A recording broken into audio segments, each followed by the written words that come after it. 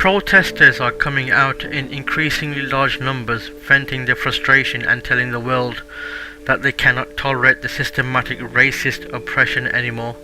The obscene racism of American society is being exposed once again, and even the more hidden systematic racism in Britain is being discussed.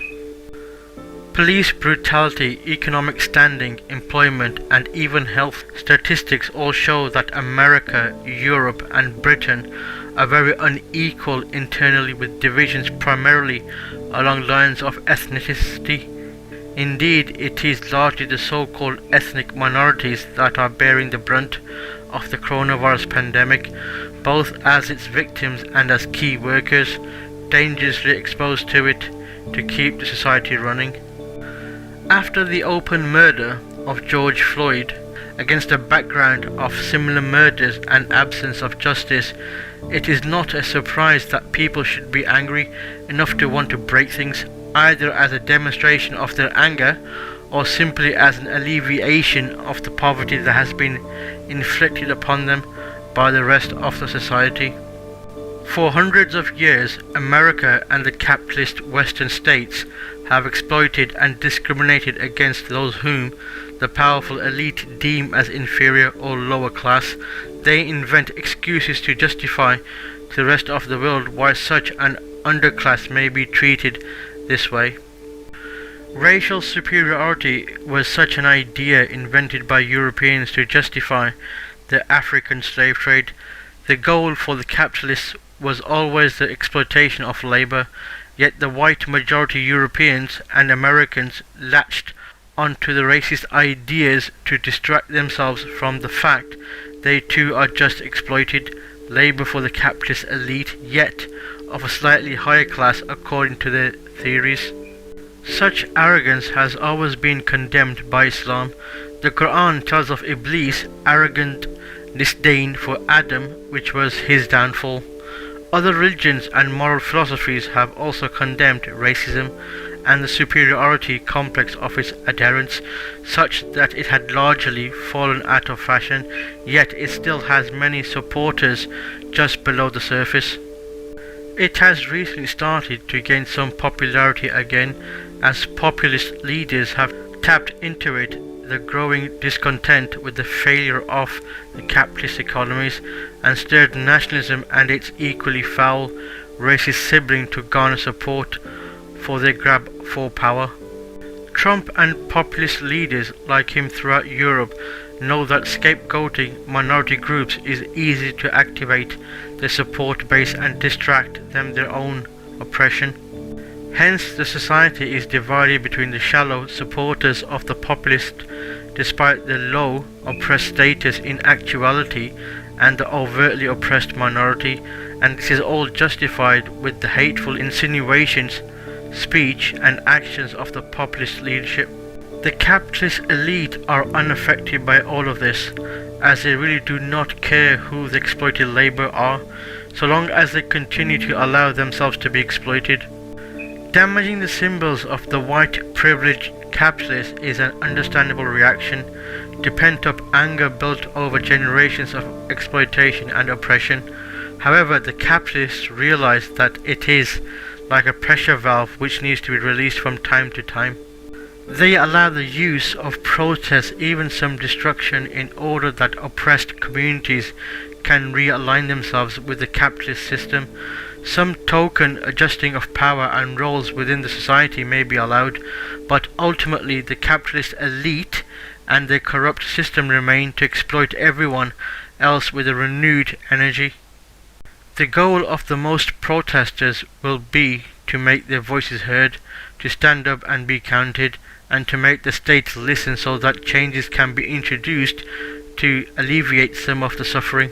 Changes most certainly must be made, even short-term ones, to address the massive inequality. However, protests rarely achieve anything more than token gestures that do not really begin to fix the broken system which underlies all of the exploitation and oppression.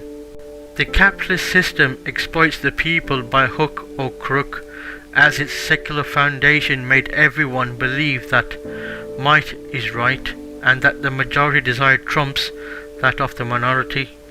For sustainability, the capitalist elites shared a little of their obscene wealth with a privileged middle class to keep the majority lower class workers in order, justifying the inequality of status and opportunity with all manner of excuses. Well, I think that is an answer to that myth, and it is that time is neutral. It can be used either constructively or destructively. And I'm absolutely convinced that the forces of ill will in our nation, the extreme righteous in our nation, have often used time much more effectively than the forces of goodwill.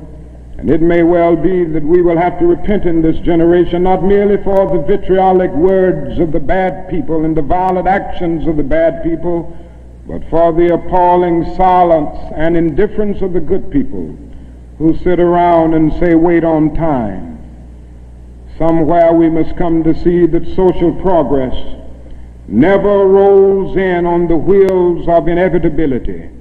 It comes through the tireless efforts and the persistent work of dedicated individuals, and without this hard work, time itself becomes an ally of the primitive forces of social stagnation. And so we must help time, and we must realize that the time is always ripe to do right. It is the capitalist ideology with its secular foundation that will continue to oppress and exploit people as for as long as it is allowed to do so. If some of the privileged middle classes are made to feel guilty for their ill-gotten status and seek absolution from the people on the bottom rung, even sharing a little of their wealth and power with them, it will ultimately not lead to an end to oppression.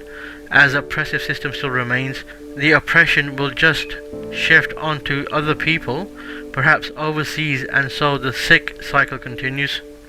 Who taught you to hate the texture of your hair?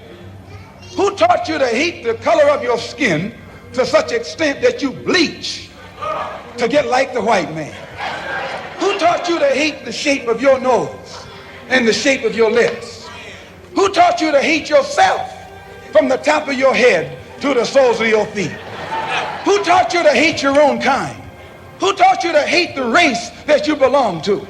So much so that you don't want to be around each other. No, before you come asking Mr. Muhammad, does he teach hate? You should ask yourself, who taught you to hate being what God gave you? And I, for one, as a Muslim, believe that the white man is intelligent enough. If he were made to realize how black people really feel and how fed up we are without that old compromising sweet talk. Stop sweet talking him. Tell him how you feel. Tell him what kind of hell you've been catching, and let him know that if he's not ready to clean his house up,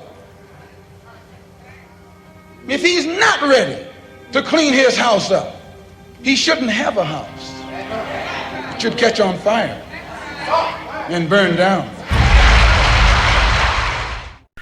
Muslims in Britain need to have awareness of the causes of systematic racism in the West, as well as Islam's solution for the world, exposing the manifestations of racism when they occur is a commendable act. However, we should not stop at that. When there is a deeper root, we should seek to pull back the dirt and expose that too. It is true that Islam condemns racism, nationalism, and all discrimination of color and ethnicity. However, this is a goal that remains theoretical unless achieved practically. Islam also has a way to prevent racism, which is the Khilafah, established on the way of the prophethood. It applies the practical rules of the economy, judiciary, and social and education systems, and that do not tolerate the exploitation of one class over the other, does not recognize classes between people, and does not permit populists, pretenders to sow divisions among the people. Allah subhanahu wa ta'ala says in the Holy Quran, O mankind, indeed we have created you from male and female, and made you peoples and tribes that you may know one another, Indeed, the most noble of you in the sight of Allah is the most righteous of you. Indeed, Allah is knowing and acquainted.